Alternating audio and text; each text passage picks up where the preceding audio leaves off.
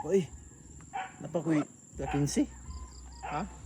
15 kilometers. Ah. Pa next nga checkpoint. 222 Oh, man to. Ayog pa man. 44. Na makampan na to. At pangutan ito na yung mga balay dito, pwede Hindi na pwede makampod. ka mo camp. Oo. Pwede sad ka mo hangyo atong balay. Pangita itong trapal. Mudagan na og mga 3 ka oras. Upat, Mga ano, 5 siguro. 5 ka oras. Oo. Sige. Mga dlaon ka.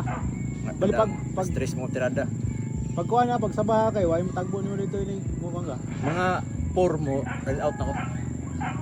3 ko mata. Then mga 4, Adlaon sa ganing gikan niya. oh, Sa rasa. 4:30.